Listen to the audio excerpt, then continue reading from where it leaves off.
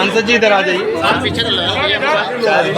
हाँ, जो भाजपुर में पहले भी अपने गोपाल कोछड़ जी के साथ कार्य करता रहे थे, बहुत ही हम सब जानते हैं, आदरणीय युवराज पासी जी, माननीय श्री अजय भट्ट जी, इसी कार्यक्रम के लिए आप देख सकते हैं, सिर्फ इसी कार्यक्रम के लिए काशीपुर में यहाँ पर इतने समय से मौजूद है। तो समझ लीजिए कि भारतीय जनता पार्टी की नज़र में आप लोग कितने महत्वपूर्ण हैं। और जैसा कि सांसद महोदय ने बताया, जब हम भी सुनते हैं कि आज भारतीय जनता पार्टी इसको काले अध्याय के रूप में इसलिए सिर्फ बनाती है, जिनके लिए इस कार्यक्रम को आज जो काला अध्याय जो भारत के इतिहास में है, उसकी खराब जो यादें हैं जो उनके द्वारा यहाँ पर समय समय पर बताई जाती हैं। हम लोग उस समय वास्तव में यहाँ मौजूद बहुत सारे लोग या तो उस समय पैदा नहीं हुए थे या बहुत छोटे थे। तो आप ही के द्वारा जो संस्मरण सुनाए जाते हैं, जिस तरीके से 1947 के बंटवारे की संस्मरणों को हम लोग अपने बुजुर्गों से सुनते रहे हैं, उसी तरीके से देश के इतिहास में आपातकाल जो एक काला धब्बे के रूप में आज तक हमेशा तक याद किया जाता रहेगा। क्योंकि जब आप जैसे जो आज बुजुर्ग हैं, हमारे आदरणीय हैं, लेकिन उस समय जो जवान थे उनको उठाकर जेलों में बंद किया गया, जूतों से कुचला गया। मैं पढ़ता हूँ जब दिखता है उसमें कि जहरीले कीड़ों से कटवाया गया, नाखूनों का उखाड़ा गया। इस तरीके की यातनाओं को जब जेलों के अंदर दिया गया और जब उस चीज़ों को हम सुनते हैं और समझते हैं तो महसूस होता है कि वास्तव में आपकी जो पीड़ा है वो जायज़ है। आज के इस 50वें इमरजेंसी के याददाश्त में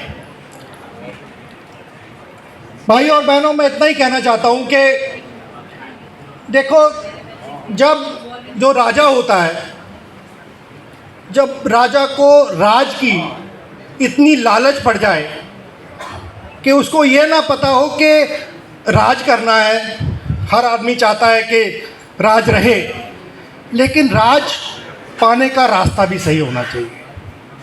तो कांग्रेस पार्टी वो भूल गई कि सही रास्ता भी अपनाना है।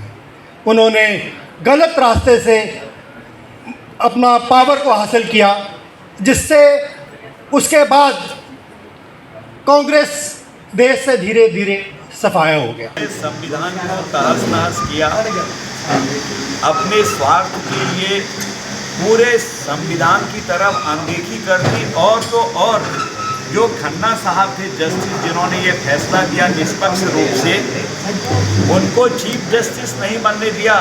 उनके ऊपर कई लोग लाद दिए गए, उनको वहाँ पर चीफ जस्टिस बना दिया गया। कांग्रेस हमेशा परिवारवाद को बढ़ावा देती रही। इंदिरा जी चुनाव हार गई थी, आपको पता है, और हारने के बाद उन्होंने सारे कानून तब्दील करवा दिए, संविधान में संशोधन करवा दिया, और अपने को सुरक्षित रखने के लिए कि प्रधानमंत्री का पद इन सब चीज़ों से ऊपर है करके, जिस तरह से न्यायपालिका का होता है, ऐसा प्रोविज़न ले आई। और रातों रात सारी प्रेस जितनी भी थी, हमारी छापा खाने जितने थे, अखबार जहाँ से निकलते थे, वहाँ की लाइट काट दी, बिजली काट दी, उनके संपादकों को गिरफ्तार कर लिया। उनके मालिक जो दूसरे दलों की मानसिकता वाले थे, कांग्रेस की मानसिकता नहीं रख सकते थे, उनको गिरफ्तार कर लिया। आरएसएस के लोगों को, जनसंघ के लोगों को, अन्य विपक्षी दलों के लोगों को गिरफ्तार कर लिया। आपने देखा कि अटल जी, आडवाणी जी, मुरली मनोहर जोशी जी, हमारे वरिष्ठ नेताओं के साथ एक लंबी कतार विपक्ष की है, जिनको गिरफ्तार किया। कई लोग तड़पते तड़पते जिन्होंने दम तोड़ दिया, उनके परिवारों को देखने वाला कोई नहीं था, और बहनों ने घर संभाला। कई बहनें तो घर संभालते संभालते निकल गई पति के गम में। इस तरह से पूरी तरह से तहस-नहस करने का काम कांग्रेस ने किया, देश को पीछे धकेलने का काम किया, सिर्फ अपने लिए, अपने परिवार के लिए। आपने कानून को नहीं माना, जो न्यायपालिका सर्वोच्च है हमारे वहाँ, उसके आदेश को मानना अनिवार्य है, चाहे किसी के ऊपर भी आती है। तो आज आप कहते हैं कि भारतीय जनता पार्टी संविधान को तहस-नहस करनी है।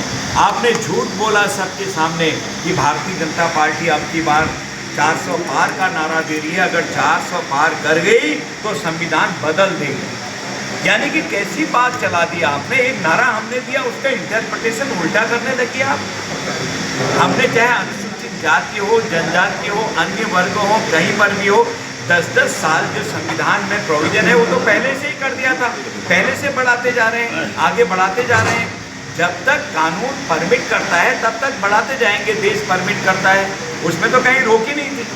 तो इस तरह से आप जो भ्रम फैला रहे थे, अब आप एक्सपोज हो गए हैं। पूरी दुनिया के सामने में आप हैं और दुनिया जानती है कि एक परिवार देश के खातिर, देश अपने परिवार के खातिर देश को कहीं भी कुछ भी नुकसान कर सकता है। आज लोगों को इसका अच्छी तरह से ज्ञान हो गया। सर, एक्सपोज की आपने बात करी, आपातकाल के बाद भी कांग्रेस ने कई बार अपने स्वार्थ के अनुसार संविधान में बदलाव किए, इसके बारे में क्या? कांग्रेस ने हमेशा अपने स्वार्थ के लिए, अपने दल के लिए, अपने परिवार के लिए, अपनी कुर्सी के लिए संविधान को बदला है, संशोधन किए हैं। और हमने, चाहे अटल जी आए हों, चाहे अभी इस समय हमारे माननीय प्रधानमंत्री जी हों, सब ने जनहित के लिए, देश हित के लिए संविधान के अमेंडमेंट किए, संविधान को बदला है। देश काल परिस्थिति के आधार पर जनहित में, देश के हित में कभी कभी संविधान बदलना आवश्यक होता है। तो हमने जनहित में बदला है। जो प्रोविजन कांग्रेस ने अपने हित के लिए किए थे, उन प्रोविजन्स को हमने समाप्त किया है। 370 हटाने के लिए संविधान में संशोधन हमने किया है। वक्फ बोर्ड जो आज कब्जा कर रहा था सारी जगहों पर, उस कब्जे को दूर करने के लिए और गरीब मुसलमानों के हित के लिए, जिसका फ़ायदा उनको जाना था लेकिन अमीर लोग उसका फ़ायदा उठा रहे थे, जिसमें पंचतारा होटल उन्होंने लगा दिए थे वक्फ की भूमि पर और पीछे पीछे सौदे होते थे। उस कानून को हमने बदला, CAA जैसे कानून को हमने बदला है। आपको पता है, सिटीजन अमेंडमेंट एक्ट, जबकि कांग्रेस ने कहा था हम बदलेंगे इसको जल्दी, कभी हाथ तक नहीं लगाया। हमने जनहित में उन लोगों को जो हमारे भारतवंशी हैं, सांसद किसी कपड़े की दुकान में काम और सब्जी बेच रहा था, लोगों का भविष्य नहीं था, बच्चे पढ़ नहीं पा रहे थे, वो आज़ादी के बाद से आज तक ऐसे लटके हुए थे, उसको हमने बदला और डंके की चोट में बदला। राष्ट्र हित में, देश के हित में हमने बदला है।